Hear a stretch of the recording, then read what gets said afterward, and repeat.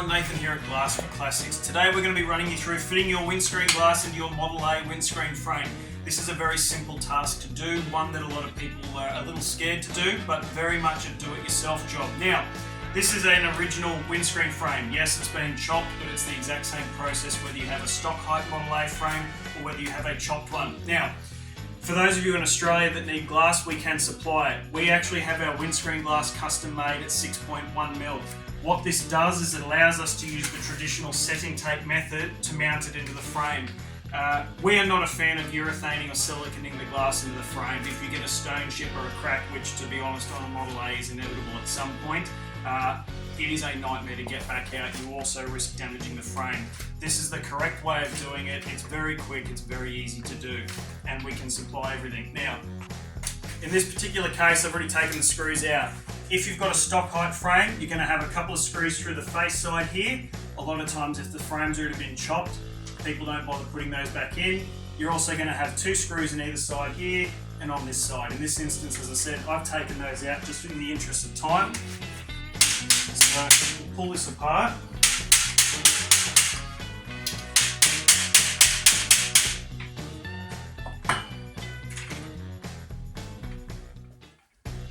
As far as tolerance in the frame, if you have a chopped Model A, you really want about 3mm or a 1/16 of an inch between the edge of the glass and the inside of your frame. So if you are making up a pattern for a chopped Model A, side note, 3mm is what you want between the edge of the glass here and across the bottom all the way around. Now, switch this around.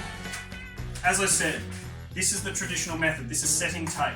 It's not a rubber, it's an actual butyl substance. All we're going to do is simply just fold this in half all the way along. You don't need to be too exact with it. I'm going to do the bottom and the sides first. All I usually do, I get a little bit of clear tape just out of the desk drawer. You just need this to hold it. You don't have to do this, it just makes it easier if you're on your own trying to do this in the garage or the shed.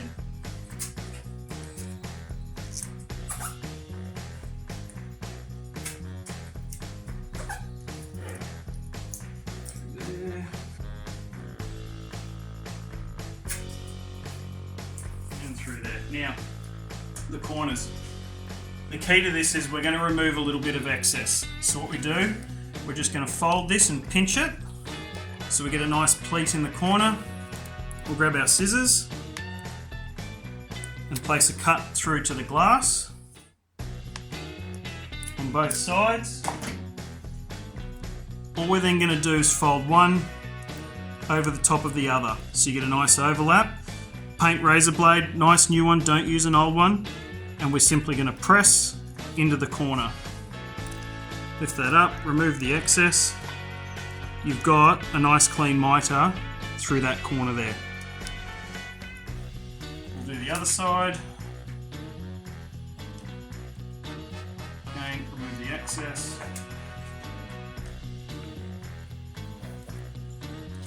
Now, generally speaking, when using setting tape, we use kerosene as the lubricant because it does two things.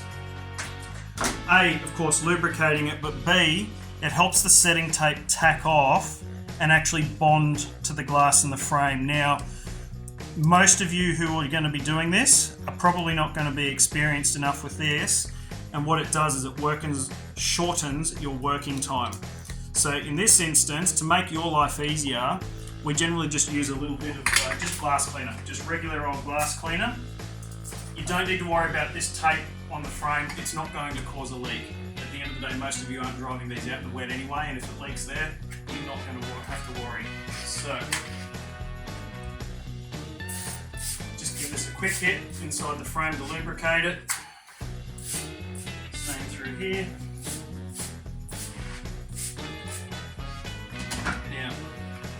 In our case, we happen to have a small safety stamp in the lower corner. For those of you in Australia, it means that we are ASRF and ADR compliant all over. We put our stamp facing outwards. It's just a nice, neat way of doing it. From there, we're just going to slip it into the frame, slide it down.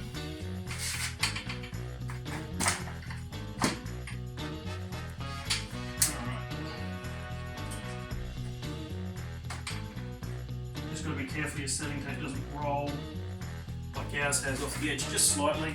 This is part of the reason that we use the glass cleaner, because it does make it nice and slippery. Now, as far as getting this in, to save hitting it with a mallet, don't do it. What we use, I've just got one of the big quick grip clamps. Make life nice and easy for yourself. Roll that over. Now, to protect the edge of the glass, I just happen to have a piece of rubber. Mine hooks over the edge. As long as you've got something soft, that's fine. We're going to start just in one corner and sit it over the edge. Carefully pull that in. Just do a little bit at a time. Don't try and get it all in one go.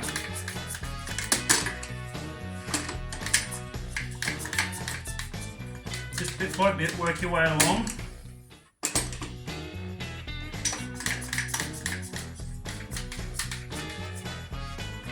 Now, if we come down here, so you know when to stop with this, I'll trim a little bit of this off through here.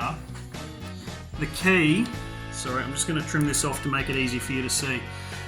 Down in here, if we swing around, in here is the inside of your frame. If I put this on the edge of the frame, you know where it is. If you look at the top of the glass now, it's exactly where we want it. We have about 3 millimeters between the top edge of this glass and this line here. So this is going to be the inside of the frame once we put our top back on. So you really want to get yourself at about 3 millimeters. Any less than that, you're probably getting a bit too tight against the edge of this. So we'll do the same. We'll check this end. I can probably afford to come in just a fraction more up this end.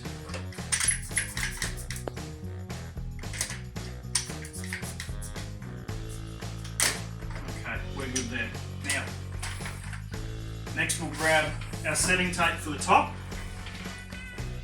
We're going to, again, just fold it in half. You don't need to be precise. As long as it's roughly halfway through, this just makes life a little bit easier when it's sitting on the top edge.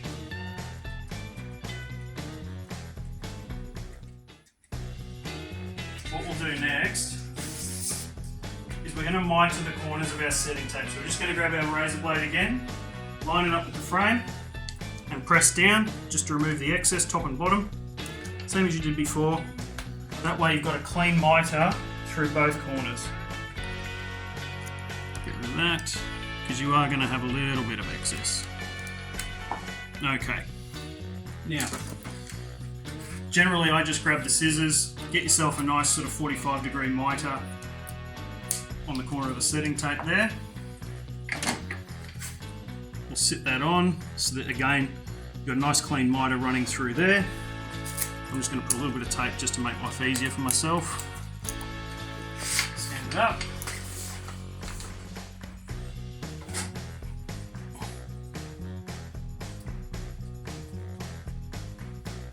Trim the excess off, and again, we'll get a nice 45-degree mitre running through there.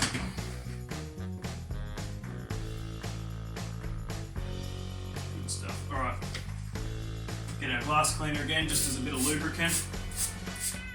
The beauty of the glass cleaner is it will evaporate, it will just dry off. You don't need to worry about using too much. Now, on these original frames, if you've got aftermarket ones, they don't line up as well, but on these, sometimes these pieces are rusted out. Look, if yours is missing it, it's not the be all and end all.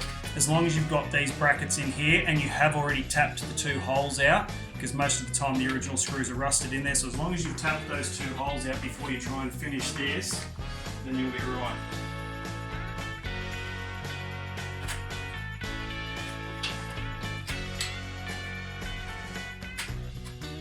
Lining up, remembering this actually slips inside the frame through here. So this one's chopped, so we just got to push it out just a little bit. Again, we'll now make sure that our setting tape lines up with this. It's a little bit easier with a second set of hands, but one behind the camera right now.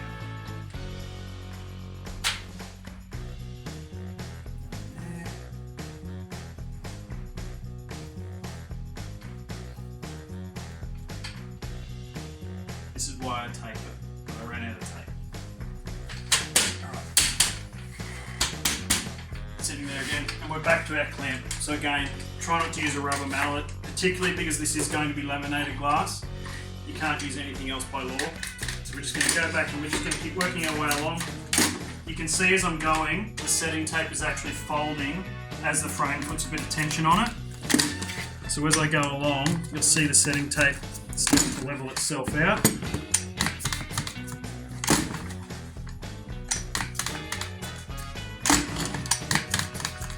Don't forget, definitely do the middle. People have the tendency to just work the outsides.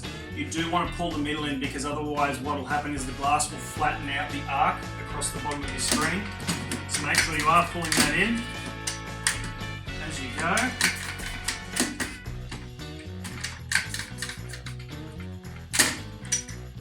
Alright. I'm not going to bother putting the screws back in at the moment. I'll come back and do those in the interest of time. But again, all we're going to do is now trim this off.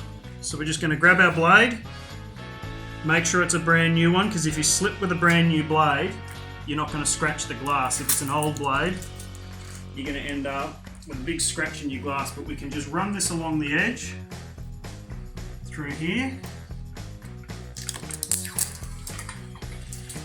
pull this off. Now this is the exact product that Ford used from the factory. As I said, if you eventually get a stone chip or a crack, you can get the glass back out. If you've siliconed it or urethaned it, which a lot of people do, you are also going to have a hell of a time getting back out. The other thing with silicone and urethane is it has no flex and no give, particularly for those of you that are still going to have this hinged.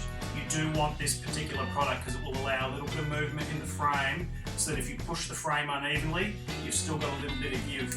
So we can go through, finish off the other side, but you're essentially finished. As I said, for those of you in Australia, if you do need the glass, if you do need the setting tape to put the glass into the frame, let us know. We ship nationwide, we ship internationally too. So if you want to give us a call, feel free to do so. Our number is 1300 442 000, or feel free to send us an email to inquiries@glassforclassics.com.au. Jump on our Facebook page, jump on our YouTube channel, and make sure you give us a like.